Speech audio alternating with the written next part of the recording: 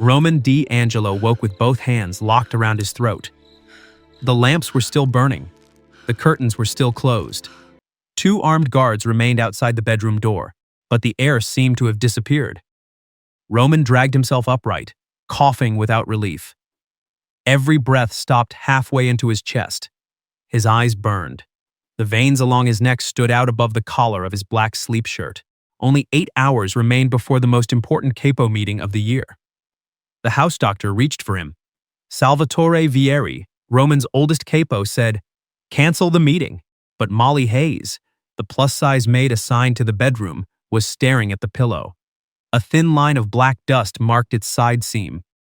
She pulled it away from Roman's face. He bent toward the open window and forced in one shallow breath. Then another. A guard ordered Molly to put the pillow down. She grabbed the seam scissors from her linen cart and cut through the new stitching. White filling spilled across the floor. Inside, it were dozens of black cloth packets, broken glass tubes, and dark powder trapped around the place where Roman's mouth and nose had rested. No one spoke. Molly looked at the ruined pillow. "This wasn't meant to kill you in bed," she said. "It was meant to make you lose the room tomorrow." Before we return to the beginning, tell us where you are watching from. Subscribe and stay with this story, because the truth inside Roman's pillow began with a betrayal prepared years before Molly entered his house. 36 hours earlier, Roman stood at the head of a long dining table, reviewing the seating plan for the Capo Council. He was 44, tall and powerfully built, with dark hair touched by silver near the temples and gray eyes that made confident men reconsider their words. The D'Angelo organization controlled freight, construction, security, and enough legitimate companies to conceal its reach. Roman had survived raids, rival crews, and a bullet displayed in his study as a reminder. Enemies entered through trust. Friday's council would reassign transport routes, remove a suspected traitor, and name a temporary leader if Roman became unable to serve. The last question sat in the room like an open knife. Before the previous 3 major councils, Roman had fallen ill overnight. First, a burning throat, then chest tightness, then a meeting endured pale and nearly voiceless. The doctor blamed stress. Roman called it weakness. This time the symptoms began 2 nights early and worsened only after midnight in his bedroom. The doctor recommended rest. Salvatore offered to chair the council. Roman ended the discussion with one sentence: "The meeting proceeds, and I remain in my chair." No one repeated the suggestion. Salvatore accepted the order with a small nod, but Rosa Bellini watched him more carefully than before. Rosa had managed the house for 3 decades, and even armed men respected the limits of her patience. After Salvatore left, she said, "He asks to sit in your chair more often than he asks how you are breathing." Roman closed the council file. "You distrust everyone. I learned from you." The previous bedroom maid had resigned without explanation. Rosa replaced her with Molly Hayes, 32, experienced in hotels, private homes, and her mother's furniture shop. Molly arrived with one suitcase, a cream apron, and dark auburn hair tied low. A guard studied her full figure, then the stairs. "The private rooms are on the 3rd floor," he said. "I noticed the house has stairs. The work is fast. Then step aside and stop slowing me down." Rosa heard the exchange and decided Molly might last. The bedroom was larger than Molly's childhood apartment. 2 apparently matching pillows rested against the dark headboard. Molly lifted both. One shifted naturally. The other was heavier, firmer at the center, and resewn with darker thread. Molly ran her thumb across it. The fabric carried a sweet, sharp smell beneath the clean linen. "Who repaired this?" she asked. Rosa turned. "It's new." "No, the cover is new. The seam was opened." Rosa examined, but saw only a line of neat stitches. "Do not make trouble from thread. Roman has enough trouble from men." Molly set the pillow down. "What products are used on the linens?" "Unscented detergent. He dislikes perfume." "This smells like neither." Rosa looked toward the door. "Observe quietly. Speak when you have more than a feeling." Molly understood. In rich houses, a maid could notice everything and still be expected to know nothing. Roman entered before she finished making the bed. He stopped when he saw the pillow balanced in Molly's hands. "Are you interrogating my bedding?" Only the part that has been opened and sewn shut again. It's a pillow. Then it should have nothing to hide. Roman's gaze sharpened. Molly placed the pillow exactly where she had found it and smoothed the sheet. What is your name? Molly Hayes. You were hired to maintain the room. That is what I'm trying to do. A cough cut through his reply. Roman turned away and covered his mouth until the tightness passed. Molly watched his shoulders. Do you choke anywhere else? Careful. I am. That's why I asked. Rosa stepped in before the exchange became a dismissal. Molly will finish later. Molly left with the linen cart. As the door closed, Roman said, She is too comfortable. Rosa answered, So are the people you already trust. That night, Roman woke shortly after 1. Molly followed the coughing into the bedroom, where the doctor checked Roman's pulse and guards opened the balcony. Roman sat on the edge of the mattress, one hand pressed to his chest. Slow breaths, the doctor said. I am breathing slowly. You are fighting the sensation. I'm fighting for air. Salvatore stood near the fireplace, claiming Roman had missed a call. Molly noticed the pillow on the floor. A faint black mark streaked the white case near the repaired seam. She picked it up. Salvatore saw her. Put that down. Molly looked at Roman. Did the attack begin after you lay on this? Roman was in no mood for household questions. Leave. She obeyed, but she placed the pillow on a chair instead of beneath his head. When the guards helped Roman onto the balcony, his breathing improved within minutes. The doctor credited the cooler air. Salvatore began, The council can. Roman cut him off. My chair is occupied. Salvatore said nothing more. The following morning, Molly changed the pillowcase. Dark dust remained along the inner seam. The particles were too concentrated to be dirt. She sealed them without touching them, or guessing what they were. She sealed the case in a laundry bag and told Rosa. The doctor found nothing in the room, Rosa said. Doctors inspect people. Who inspected the pillow?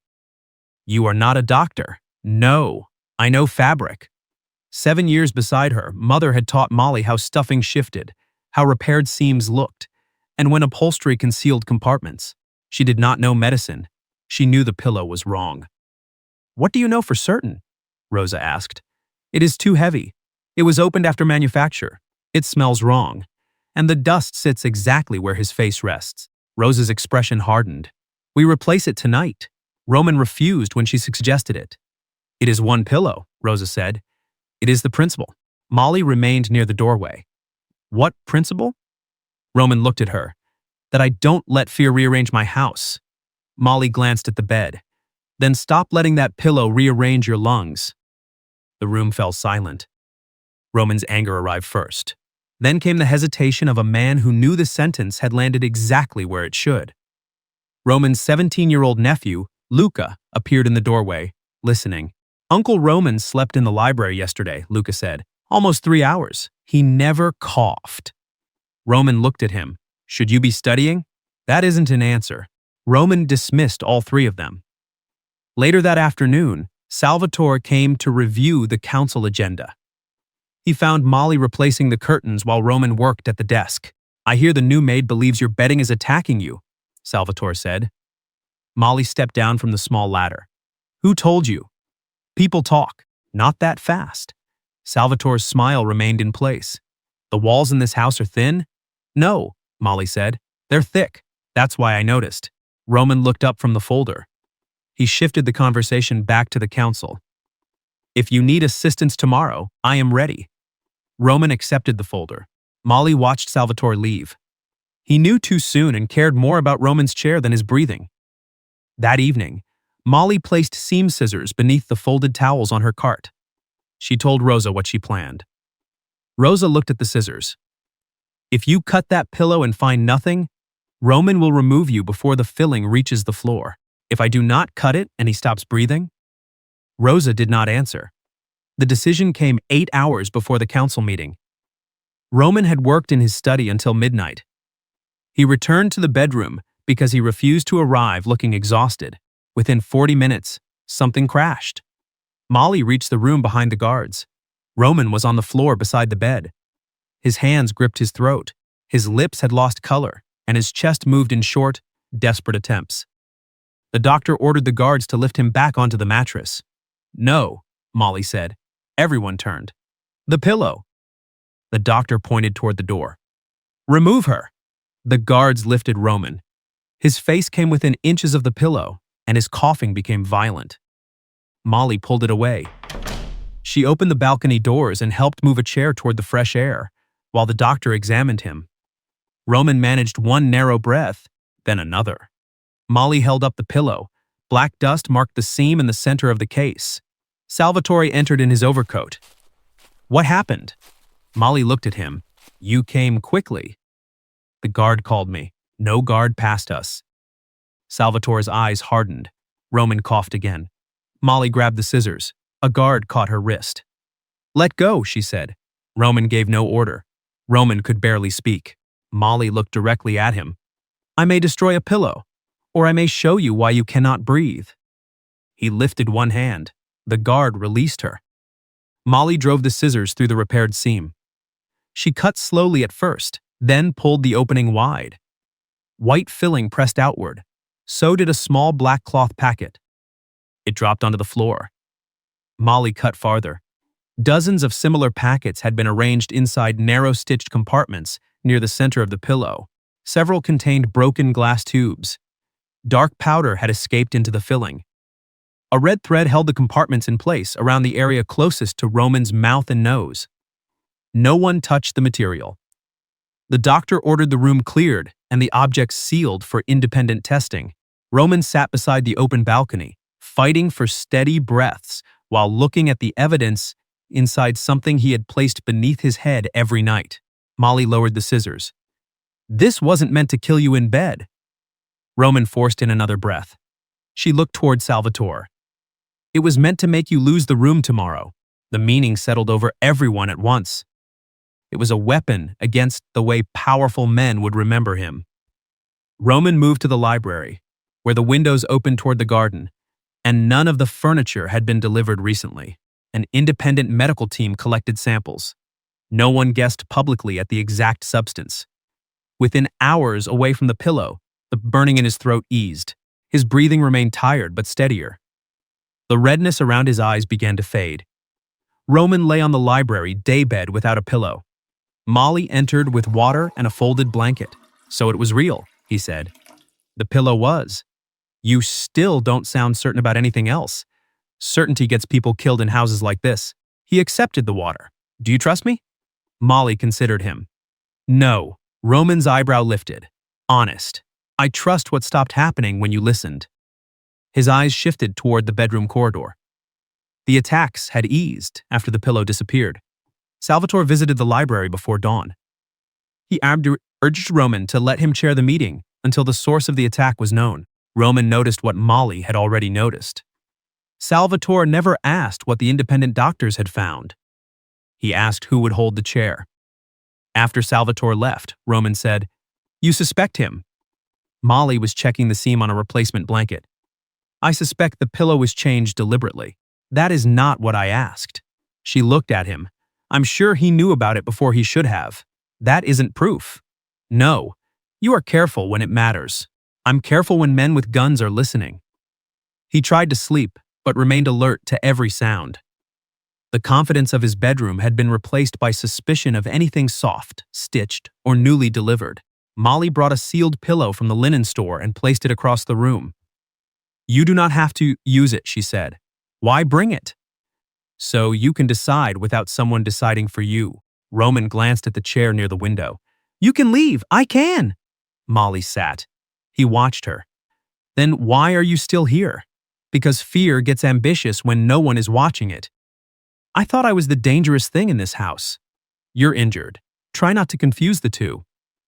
A faint, unwilling smile touched Roman's mouth. It vanished quickly, but Molly had seen it. When he closed his eyes, he looked unprotected. Near sunrise, Roman woke to find Molly asleep in the chair. Her head had fallen against the wooden back. One hand still rested near the evidence folder. As though even in sleep she expected someone to take it, Roman rose without waking her. He placed his suit jacket over her shoulders. Molly opened one eye. That expensive? The jacket? The gesture. Roman adjusted the collar near her neck. Go back to sleep, Molly. She closed her eye again. Neither mentioned how softly he had used her name. Later, Roman asked why she had cut the pillow despite the risk. Molly folded a clean shirt before answering. My younger brother had asthma. When we were children, adults kept telling him to calm down while he was trying to breathe. Roman's expression shifted. One night, everyone thought he was panicking. I was the only one who noticed the new cushion beside him smelled wrong. What happened? I carried it outside. His breathing eased. Molly looked toward the sealed bedroom. I was 11. I didn't understand medicine then either. But, you remembered? I remembered what it sounded like when frightened people explained away someone else's pain. Roman looked down at the shirt in her hands. Do you want me to believe you? No. The answer came too quickly to be polite. What do you want? For evidence to matter more than the person carrying it. Roman leaned back. Everyone in my life wants me to choose them. I'm asking you to choose what happened. She never placed herself between Roman and the truth. She removed what blocked his view. Rosa spent the morning reviewing household records. The pillow was not the first. Before each of Roman's previous 3 major meetings, a new premium pillow had arrived. The replacements were always removed within 1 or 2 days afterward, supposedly because Roman disliked their firmness. The internal linen department had not ordered them. The packages entered through the guest entrance, where deliveries connected to high-ranking capos avoided the usual inventory check. One security recording showed Salvatore's personal assistant signing for a box. Another showed Salvatore standing beside it while a guard carried it upstairs. A third, older angle showed him carrying an earlier pillow himself. The red thread inside the latest pillow matched thread used by an upholsterer who had completed work at one of Salvatore's properties. It was not yet a confession.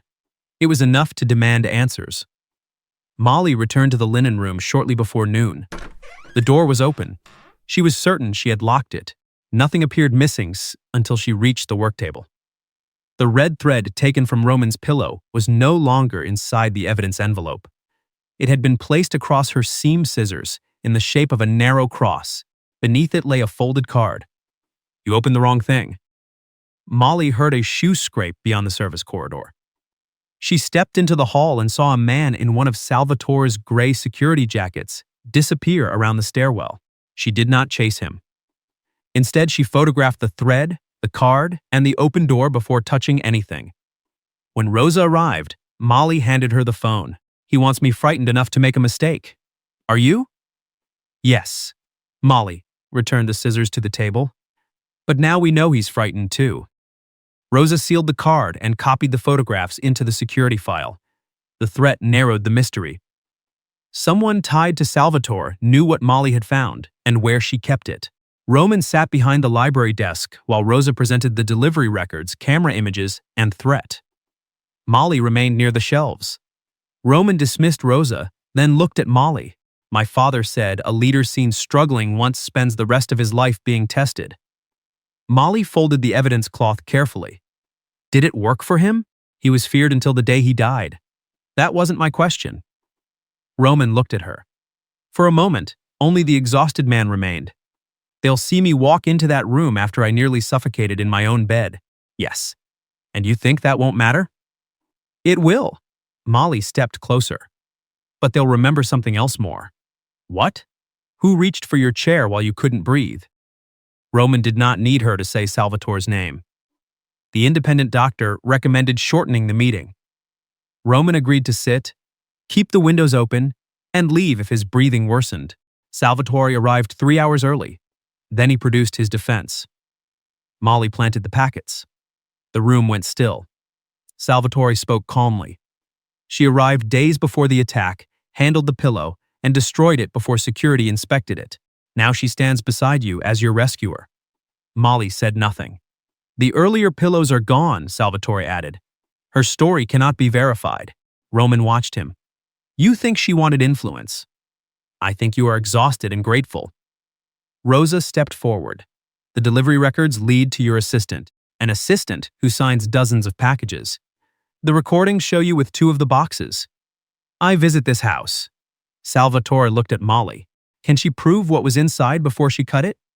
No, Molly said. Salvatore smiled slightly. I can prove the seam was altered and the material positioned around Roman's face. You can describe what everyone saw after you cut it. Roman raised one hand. The argument stopped. He needed evidence that could survive the council room. A weak accusation could split the organization. I need facts that survive a room full of wolves, Roman said. Molly held his gaze. Then make sure you're not asking the wolves to verify their own teeth. Rosa looked away to hide her reaction. Roman's expression tightened, but his order remained unchanged. Stay outside the council area until the review is complete. Molly removed his jacket from her shoulders.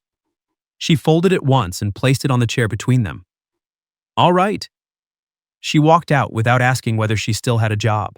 The folded jacket remained where she had left it. Roman stared at it long after the door closed. Molly packed her suitcase in the small staff room. Luca found her folding the cream apron. You're leaving? I was asked to stay away from the council. That is not the same thing. In houses like this, it usually becomes the same thing. Luca held up his phone. I found another camera angle. The recording showed the guest entrance 6 weeks earlier, before the second major meeting. Salvatore carried a narrow box upstairs after dismissing the guard. A second file showed his assistant ordering the internal housekeeping staff to remove Roman's pillow the morning after that meeting. Molly looked at the dates. Each replacement aligned with a council vote in which Salvatore had proposed gaining temporary authority. She took the files to Rosa. She did not take them to Roman herself. That has to be his choice, she said. The Capo meeting began at 10. 12 men sat around the long council table. Roman entered last. He wore a black suit, but he did not disguise the exhaustion on his face.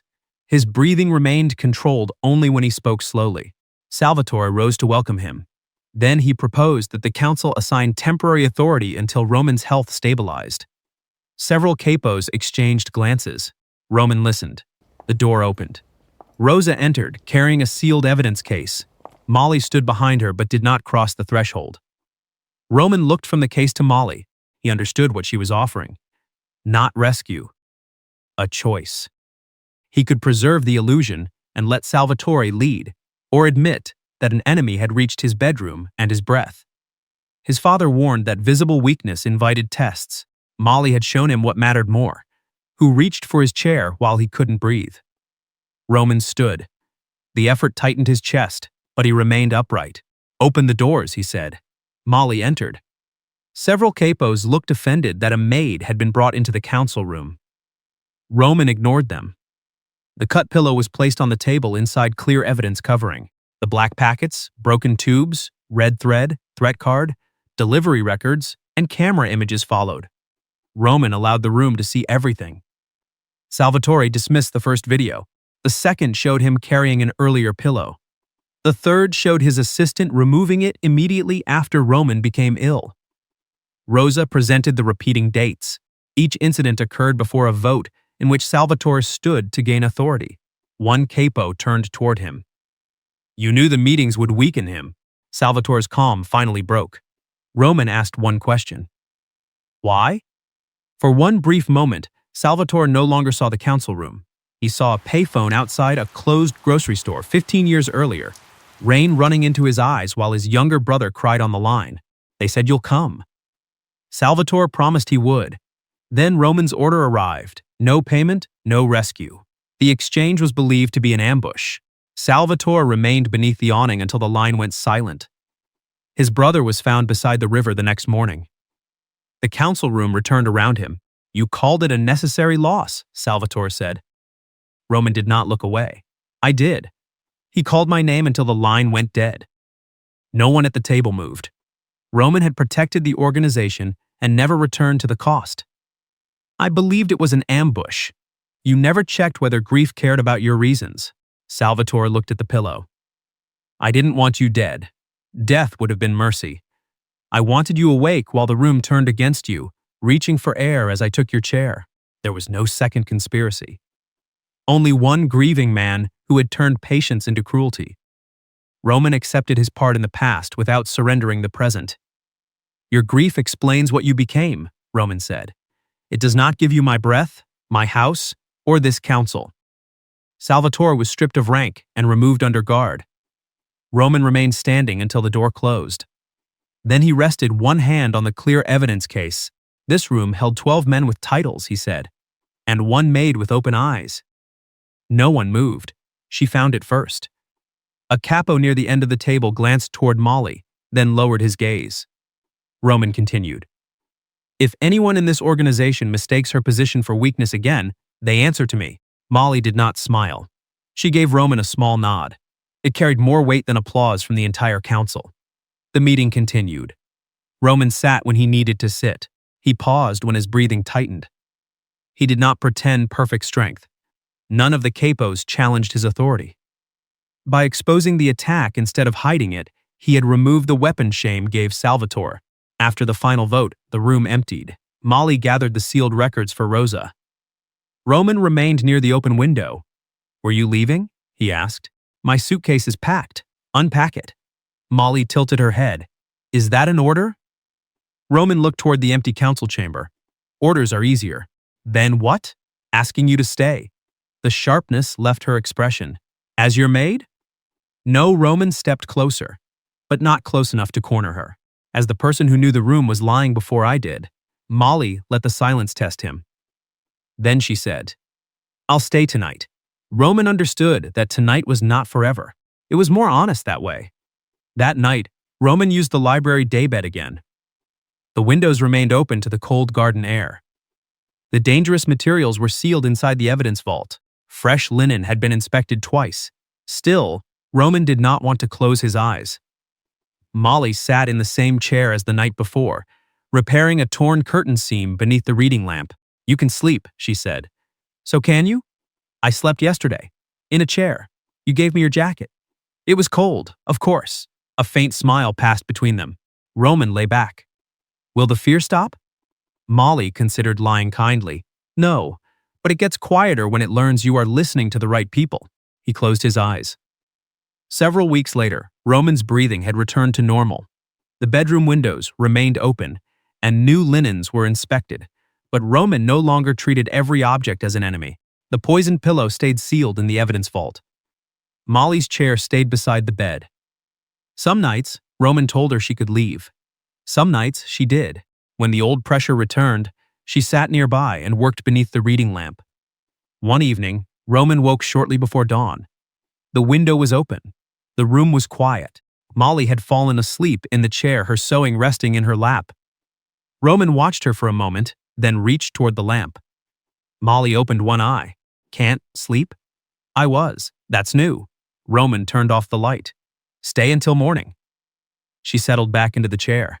You know I'm going to request a better one. I'll buy the most expensive chair in New York. And I'll still complain.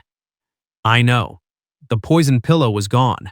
The window remained open, and beside Roman's bed, Molly's chair was no longer there because he was afraid to sleep alone.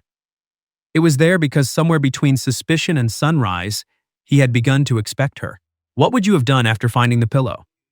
Tell us below, subscribe, and return for another story of danger, betrayal, and healing.